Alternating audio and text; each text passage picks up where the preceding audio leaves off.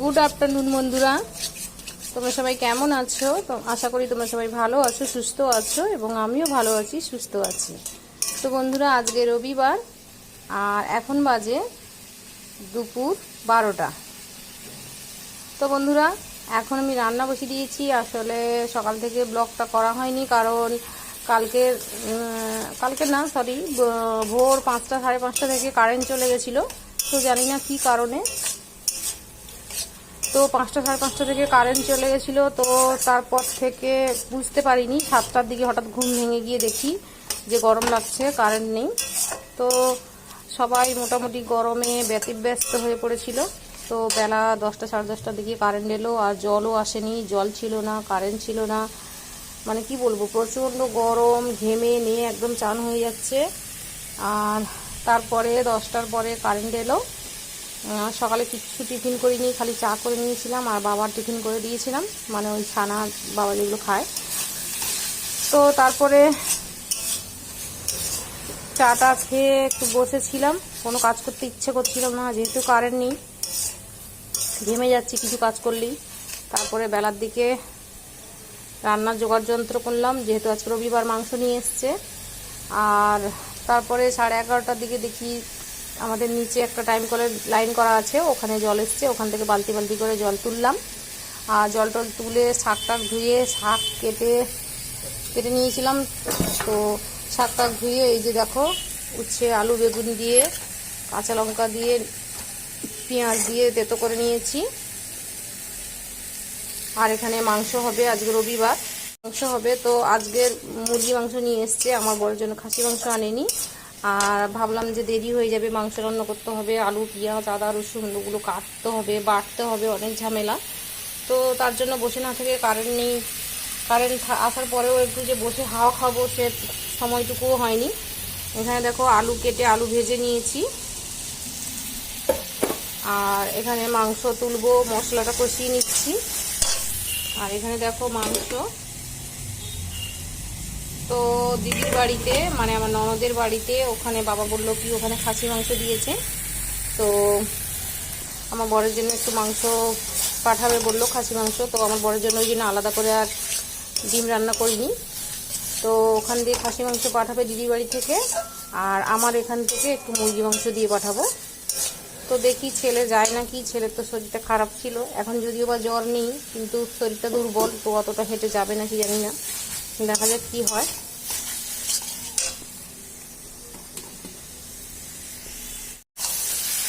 তো মাংসের মধ্যে আলুগুলো তুলে দিলাম। আর এই দেখো পেঁপে, বাবা আলু খায় না, পেঁপে খায়, তার জন্য একটা পেঁপে দিয়ে দিয়েছি।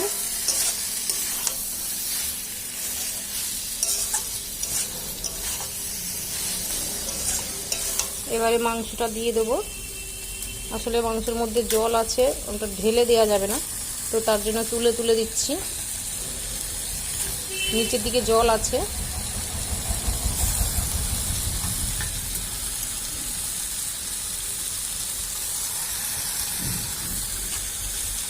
আজকে কারেন্ট ছিল না বলে বন্ধুরা, বাবা বাজারে গেছিলো, যে আমাদের প্রত্যেক সপ্তাহে যে রবিবার মাংস আনে, আমাদের মুরগির ছাল থাকে, মানে ছাল মাংস নিয়ে আসে। তো আজকে কারেন্ট ছিল না বলে দেখো খালপোস করে দিয়েছে, মাংসের মধ্যে কোনো ছালই নেই। তো ছাল না আনলেও কোনো অসুবিধা হয় না সেরকম একটা, কারণ আমার ছেলে মেয়ে আবার ছাল খায় না, ছেলে মেয়ে ছাল খায় না, ওরা বেছে বেছে ফেলে দেয়, নাহলে আমাকে দিয়ে দেয়। আর আমি আবার ছাল খাই, আমি ছাল খাই, বাবাও ছাল খায়। তো না নিয়ে আসলেও খুব একটা অসুবিধা হয় না, তো নিয়ে আসলে ভালো, আমার ছাল খেতে ভালো লাগে, বাবাও খায়, আমারও ছাল খেতে ভালো লাগে। তো দেখো বন্ধুরা, অনেকটাই মাংস নিয়ে এসছে বাবা আজকে।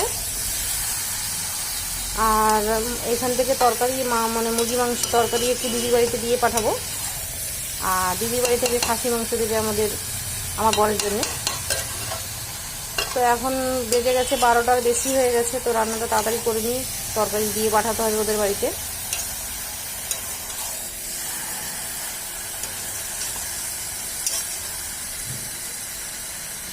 তো অনেকটাই মাংস বন্ধুরা, আমি বাড়িতে যে প্রত্যেকবারে যতটা পরিমাণে মাংস আনে সেরকম একটা আন্দাজ মতো গুঁড়ো লঙ্কা আর কাঁচা লঙ্কা দিই।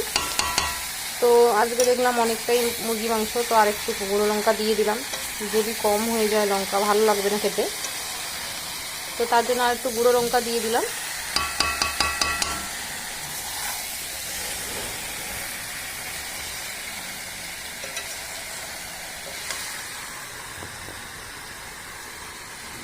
তো এখন নুন দিয়ে দেবো।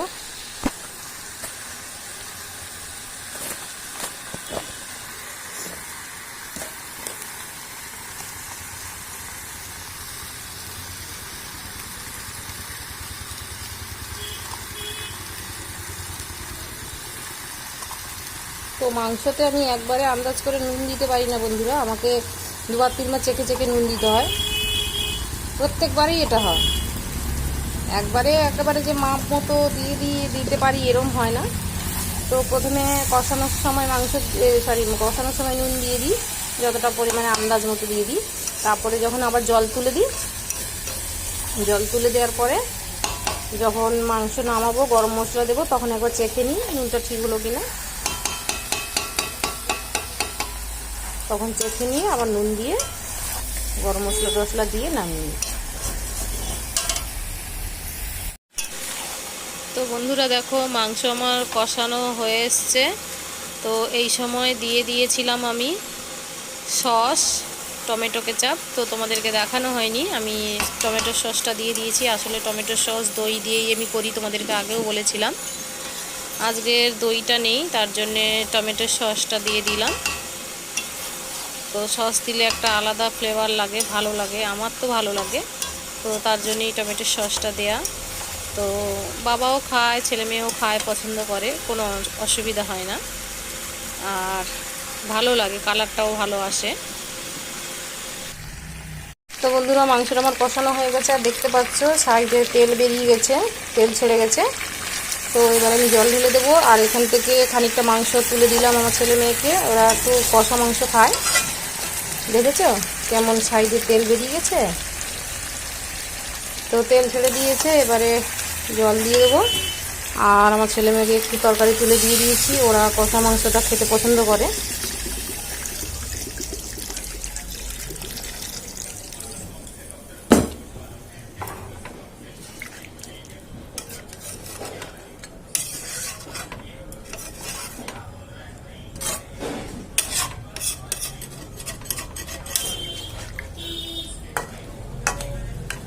তো আরও একটু জল লাগবে।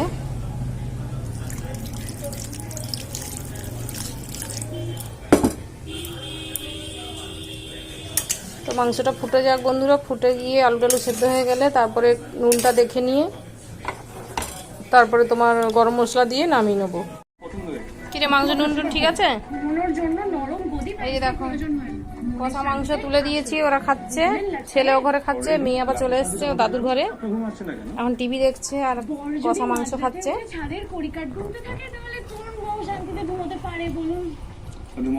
নুন ঠিক আছে? সেদ্ধ হয়ে গেছে?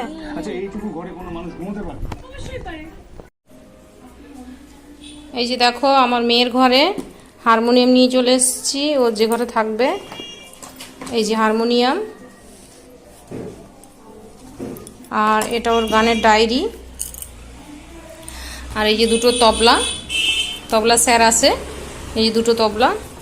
তো হারমোনিয়াম তবলাটা ভাবলাম যে এই ঘরে নিয়ে চলে আসি, ও প্র্যাকটিস করবে। আর গানের আন্টি আর তবলা স্যার আলাদা আলাদা দিনে আসে। তো বিছনায় দেখো কি অবস্থা, বিছনাটা এখন রেডি করতে হবে, এখন না সময় করে করব। তো কাঁথা পাতা কিছু বিছানো হয়নি বা বেড কভার পাতা হয়নি। তো কারেন্ট ছিল না বলে আমার মেয়ে খানিকক্ষণ, কারেন্ট আসার পরে বেশ খানিকক্ষণ ঘুমিয়ে নিল, 2-3 ঘন্টা। এখন আবার ঘুম দিয়ে উঠে মাংস খাচ্ছে। তো বন্ধুরা তোমরা দেখতেই পেলে তরকারিতে জল তুলে দিয়েছি, এখন ওটা ফুটে গিয়ে মাংসটা সেদ্ধ হয়ে, মাংস তো অলরেডি হয়ে গেছে, আলু টালু সেদ্ধ হয়ে গিয়ে নুন টুন দেখে নেবো, তারপরে গরম মশলা দিয়ে দেবো। দিয়ে মাংসটা হয়ে গেলে নামিয়ে দিয়ে আমি স্নান করতে যাব, কারণ আজকে কারেন্ট ছিল না, সকাল থেকে জলও ছিল না, তার জন্যে চান করাও হয়নি, পুজোও দেওয়া হয়নি। তো রান্নাটা হয়ে গেলে তো তরকারি একটু দিয়ে দেবো, দিদির বাড়িতে নিয়ে যাবে, আর ওখান দিয়ে খাসি মাংস নিয়ে আসবে। তো নিয়ে আসলে তোমাদেরকে দেখাবো। আর তরকারিটা হয়ে গেলে একটু বেড়ে দেবো ওদের বাড়ির জন্য তরকারি, আর দিয়ে আমি এবার স্নান করতে যাব, পুজো দেবো। আর জামা কাপড় চোবানো আছে, ওগুলো কাচতে হবে, কারণ জল ছিল না বলে সকালে কিছুই আজকে কাচাকুচি করা হয়নি, কোনো কিছুই আজকে ভেজাইনি। তো খালি আমি কাপড়টা ছেড়ে ভিজিয়ে দিয়েছি, ওটা একটু কেচে নিয়ে আর ধুয়ে স্নান করে নেবো, নিয়ে পুজো দিতে হবে, তারপরে খাওয়া দাওয়া হবে। আর এখন 12:30টার বেশি হয়ে গেছে। তো চলো বন্ধুরা, তোমরা দেখতে থাকো, তরকারিটা হয়ে যাক, তারপরে তোমাদেরকে দেখাবো। তো দেখো বন্ধুরা, মাংস রান্না আমার একদম রেডি। আর এবার একটু তরকারি তুলে দেবো দিদিদের জন্য, দিদি বাড়ির জন্য। এখানে দেখো শসা আর গাজর কেটে নিয়েছি, আর এই যে টিফিন কৌটোটা ধুয়ে নিয়েছি, ওদেরই টিফিন বক্সটা আমাদের ঘরে ছিল। তো এখন একটু তরকারি দিয়ে দেবো ওদের জন্যে।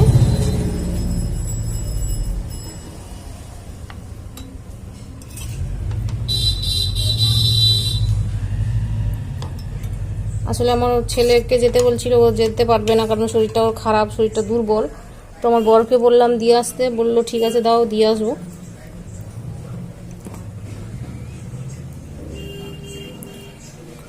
তো তার জন্য তরকারি এখন বেড়ে দিচ্ছি, আমার বর নিয়ে যাবে।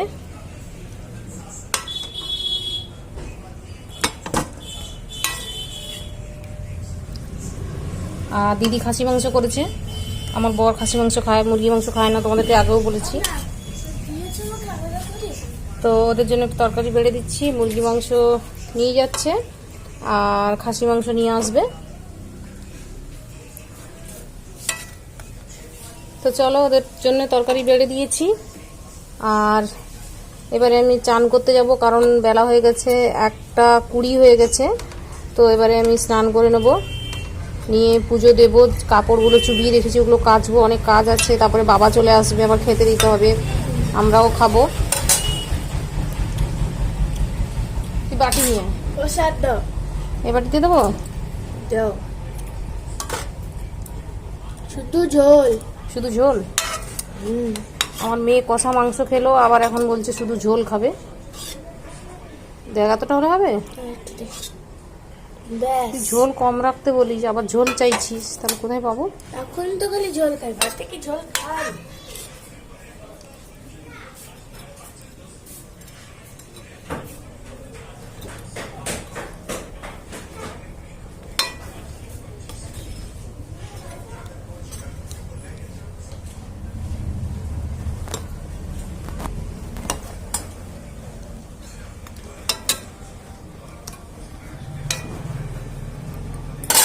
তো চলো, আমার তরকারি দিয়া কমপ্লিট হয়ে গেছে।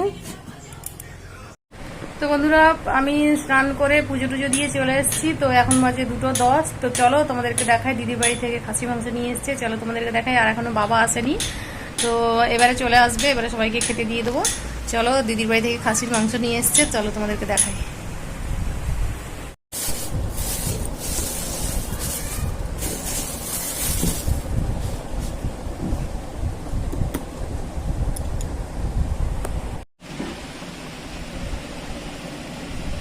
দারুণ গন্ধ বেরিয়েছে বন্ধুরা, দেখো মাংসটা দেখেই মনে হচ্ছে ভালো রান্না হয়েছে। তো খাসির মাংস 1 পিস হয়তো আমার ছেলে খাবে, আমার ছেলে খাসি মাংস খায়, আর আমার বর খাবে।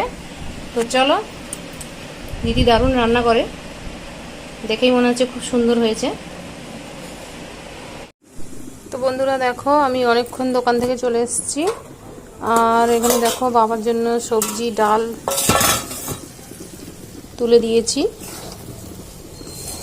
সব রকম সবজি দিয়ে, ডাল দিয়ে, একটু ডাল মানে ডাল সবজি একটু চচ্চড়ি মতো করে দেব, বাবা রুটির সঙ্গে খাবে।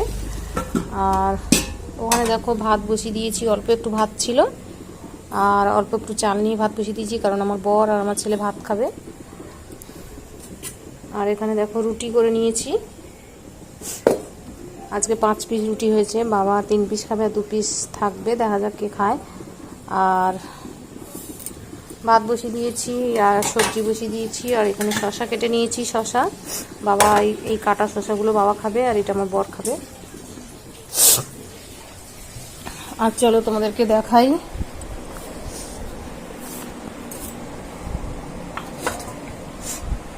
ওবেলার তরকারি একটু আছে, এই যে মাংসটা খানিকটা আছে, ওইটা দিয়ে খাওয়া হয়ে যাবে এবেলা। আর আমার বরের খাসি মাংস আছে, অল্প ভাত আছে, তার জন্য আর একটু চাল নিয়ে ভাত করছি। তো প্রচণ্ড গরম পড়েছে বন্ধুরা, আর বেশি কিছু করছি না। ভাত মাংস যেহেতু রয়েছে তার জন্য মুড়ি দিয়ে রুটি দিয়ে খাওয়া হয়ে যাবে, আর আমার ছেলে আর আমার বর ভাত খাবে। তো চলো। তো বন্ধুরা দেখো, এখন রাত্রি 11টা বেজে গেছে। তো বাবার খাবারটা রেডি করে দিচ্ছি তার জন্যে।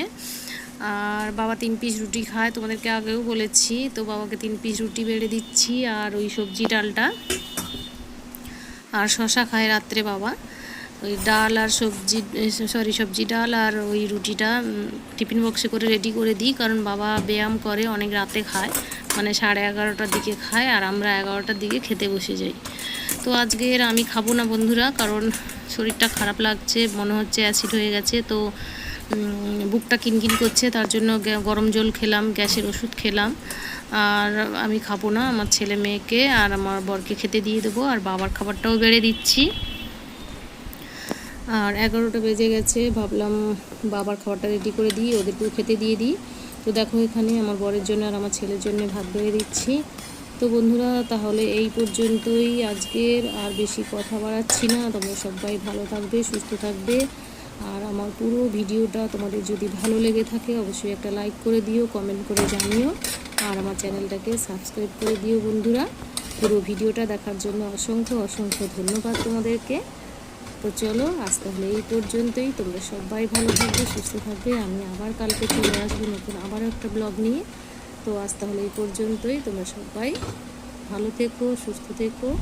গুড নাইট, শুভরাত্রি।